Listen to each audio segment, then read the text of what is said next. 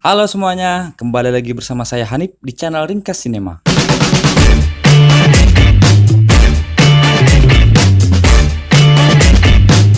By the way, apa kabarnya kalian hari ini? Semoga kita semua selalu sehat dan bahagia sampai akhir hayat. Pada video kali ini, kembali saya akan menceritakan sebuah ringkasan film yang diangkat dari kisah nyata seorang petugas bea cukai Amerika bernama Robert Mazer yang mendapatkan tugas khusus penyamaran untuk masuk dan menyusup ke dalam jaringan perdagangan narkoba internasional. Yang jaringan tersebut terafiliasi dengan Pablo Escobar, gembong narkoba terbesar asal Medellin, Kolombia. Kejadian nyata yang terjadi pada era 80-an ini cukup menyita perhatian banyak orang. Pasalnya tidak hanya melibatkan para pengedar narkoba, tapi juga para bankir yang terlibat dalam hal pencucian uang hasil transaksi haram tersebut. Film berjudul The Infiltrator yang dirilis pada tahun 2016 ini mengambil naskah ceritanya dari buku yang ditulis langsung oleh Robert Mazer dengan judul yang sama yang terbit pertama kali pada tanggal 1 Juli 2009. Bagaimanakah cerita lengkapnya? Tanpa perlu berlama-lama, mari kita mulai ringkas alur ceritanya.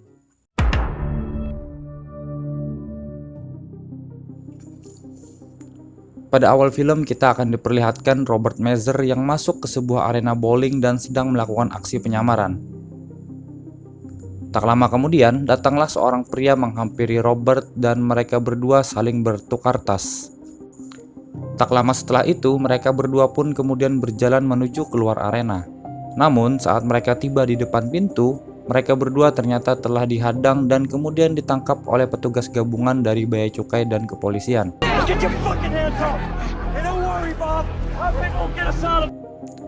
Selesai dengan tugas penyamarannya, Robert lalu pulang ke rumah dan membakar semua identitas penyamarannya di depan istrinya yang berharap suaminya itu bisa pensiun lebih cepat dari pekerjaan penyamaran ini.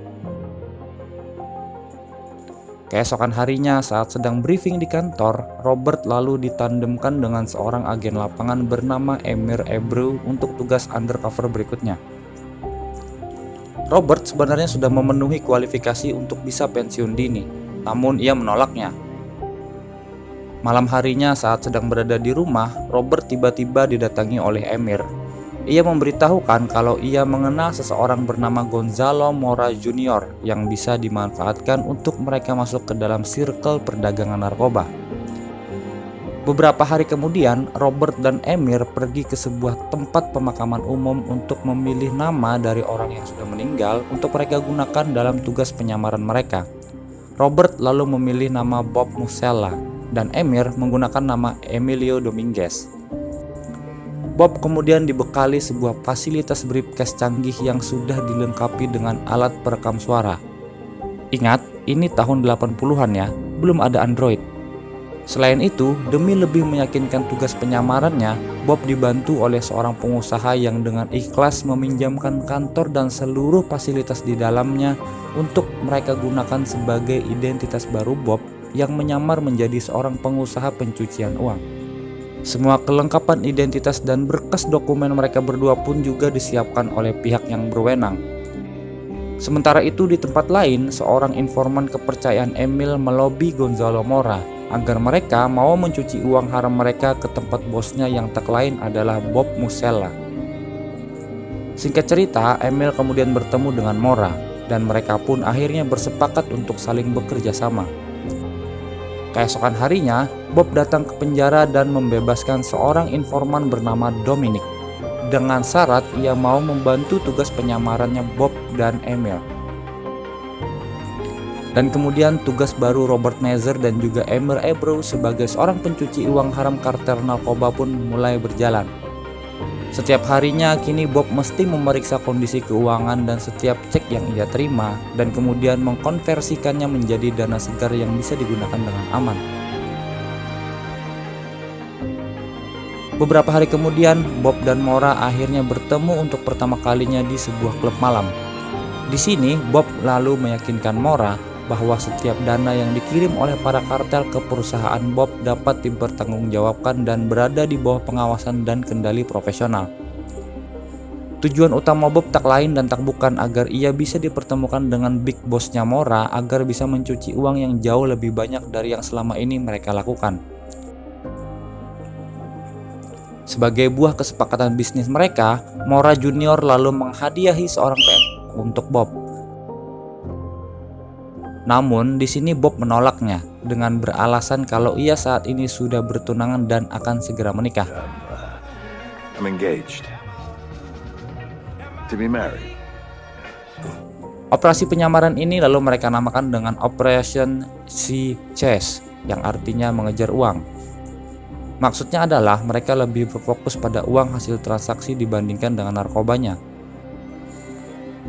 Setelah selesai briefing, Bob lalu dikenalkan kepada seorang wanita bernama Kathy Ertz yang akan ikut dalam operasi penyamaran dan berperan sebagai calon istri Bob. Beberapa hari kemudian, Mora mempertemukan Bob dengan Javier Ospina, seorang pencuci uang yang bertugas langsung mengurusi keuangan Pablo Escobar. Bob lalu mengajak semuanya ke sebuah mansion yang ia akui sebagai rumahnya. Di sini, Bob meyakinkan Ospina agar ia mau bekerja sama dengannya dalam menjalankan bisnis pencucian uang. Ospina tampaknya belum mau mengiyakan dan masih harus berkonsultasi dengan big boss-nya. Pada suatu ketika, saat mereka sedang berpapasan, Ospina lalu dengan spontan mengarahkan tangannya menuju. Ternyata Ospina adalah seorang gay. Hal itu tentu saja membuat Bob risih dan hampir saja membatalkan kerjasama dengan mereka. Tapi Mora kembali meyakinkan Bob kalau Ospina tidak akan berbuat lebih lagi daripada itu. Pada saat mereka hendak pulang, Ospina lalu mengatakan kalau ia menyetujui dan bersepakat melakukan perjanjian bisnis cuci uang bersama dengan Bob. I will keep my hands off you if you keep your eyes on my boss's money. Suatu ketika saat Bob sedang berada di kantor, ia menerima telepon dari Akbar Bilgremi, seorang bankir bank BCCI asal Panama. Melihat rekening bank milik perusahaan Bob sangat aktif, Bilgremi lalu mengatakan kalau ia akan mengatur semua transaksi Bob sebagai bentuk pelayanan khusus kepada klien spesial. In the future, I will manage this personally. We do this for our customers who handle special clients. Do you understand? Semua pembicaraan mereka pun berhasil direkam oleh Bob. Beberapa hari kemudian, Bob diminta untuk datang ke kantor BCCI yang ada di Miami dan bertemu dengan para petinggi bank tersebut, termasuk juga dengan Mr. Bilgrami. Di sini, para bankir gila uang itu berjanji akan mengelola dana dari Bob dengan sebaik mungkin dan akan memberikan segala kemudahan untuk Bob dan koleganya. Suatu ketika, Bob mendatangi seorang pria bernama Barry Seal yang juga terlibat dalam jaringan kartel Medellin. Ia adalah seorang pilot yang pekerjaannya menyelundupkan kokain dari Kolombia ke Amerika. Saat mereka berdua sedang ngobrol di dalam mobil, tiba-tiba dua orang pria suruhan Escobar yang menggunakan sepeda motor mendekat dan menembak Barry tepat di kepala dan menewaskannya.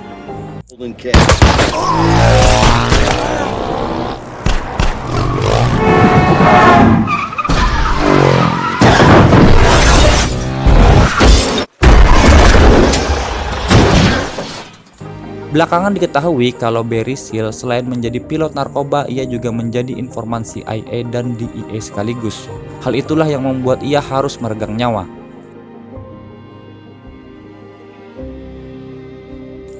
Dengan menggunakan penutup mata, Bob lalu dibawa ke sebuah tempat untuk ia dipertemukan dengan Roberto Alcaino, seorang pengedar narkoba dan juga distributor resmi kokain yang ditunjuk oleh Pablo Escobar. So, Mr. Musella, what can you do for me? Mereka berdua lalu membicarakan tentang kemana saja uang hasil transaksi narkoba itu akan dipergunakan. Singkat cerita, Bob dan Alcaino pun mulai dekat dan mereka pun saling akrab. Alcaino mulai percaya kepada Bob karena berhasil membuat sebagian besar dana yang dikelolanya berhasil lolos dan aman untuk digunakan. Pada suatu kesempatan, Bob mengundang kedua orang bankir BCCI kenalannya, yakni Mr. Awan dan juga Mr. Bilgremi. Di sini Bob sebagai nasabah prioritas BCCI meminta tolong kepada keduanya untuk mencarikan jalan keluar agar uang kliennya bisa segera cair dari Panama. My client's $10 million was deposited into your bank. You asked to falsify our records. Yes. Consider it done. In exchange for our efforts, we need you to increase your deposits. Bob dan Katie kemudian harus pergi menuju Paris untuk melobi para petinggi bank BCCI yang lainnya agar rencana yang ia maksud bisa berjalan dengan lancar. Pada saat acara makan malam, tiba-tiba Katie memotong pembicaraan dan mengumumkan rencana pernikahan mereka berdua dan mengundang mereka semua untuk berhadir pada acara pernikahan tersebut. Pada pagi harinya, saat Bob dan Katie hendak check out dari hotel, ia diberi kuasa oleh Rudy Armbrecht untuk mentransfer dana sejumlah $150 juta ke rekening di BCCI. Rudy Armbrecht adalah seorang kepercayaan Pablo Escobar untuk menangani masalah keuangan. We are authorizing the release of 150 million to BCCI. Bob lalu pergi menuju London dan Katie kembali ke Florida untuk mempersiapkan rencana pernikahan palsunya dengan Bob. Pada saat Bob sedang berada di London, ia mendapatkan kabar dari Bonnie atasannya kalau saat ini di sebuah pelabuhan di Miami, Roberto Alcaino dan komplotannya sedang mempersiapkan pengiriman kokain murni bernilai $23 juta. Tak lama kemudian, aktivitas loading di pelabuhan itu dan juga di rumah kediaman Alcaino digerebek oleh petugas gabungan. Sayangnya, Alcaino berhasil kabur. Sementara itu, istrinya Alcaino berhasil menghancurkan beberapa bukti-bukti dokumen yang ada di berangkasnya.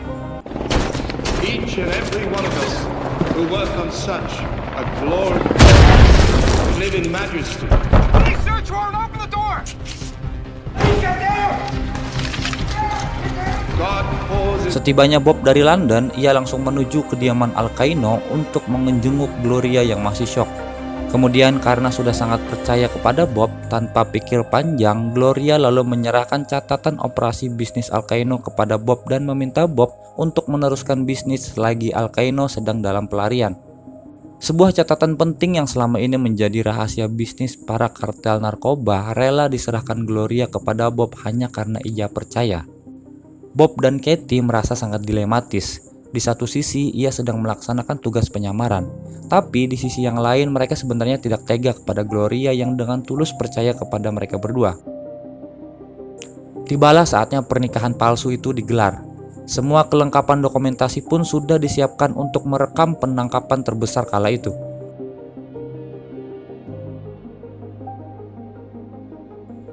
Tiba-tiba Bob dikejutkan dengan kehadiran Alcaino yang datang menyempatkan hadir di acara tersebut. Alcaino merasa kalau Bob adalah seperti saudaranya sendiri dan ia harus mengambil resiko untuk menghadiri pernikahan saudaranya. Begitu ucap Alcaino.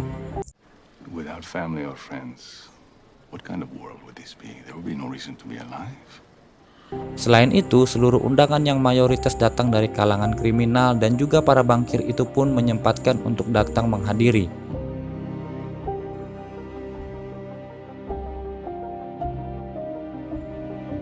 Tak lama kemudian, mempelai wanita pun masuk ke ruangan dan menuju altar.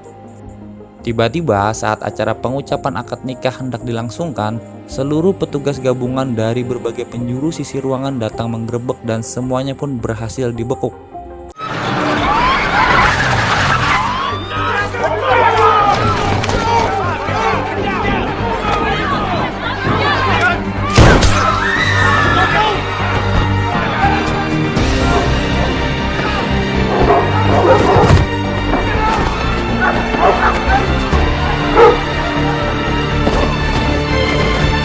Disinilah akhir dari penyamaran Bob dan Katie.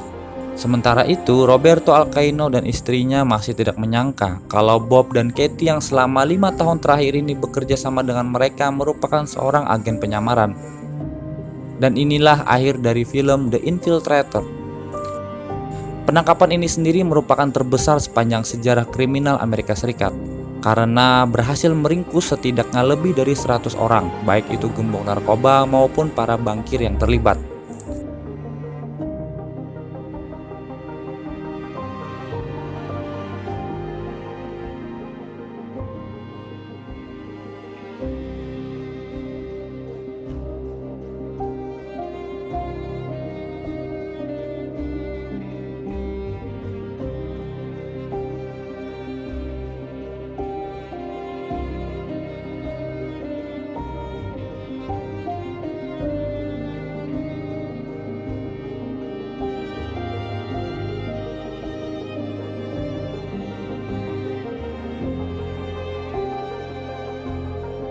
Sekian dulu video dari saya. Jika kalian suka dengan video ini, silahkan tekan tombol like dan share video ini kemanapun kalian suka.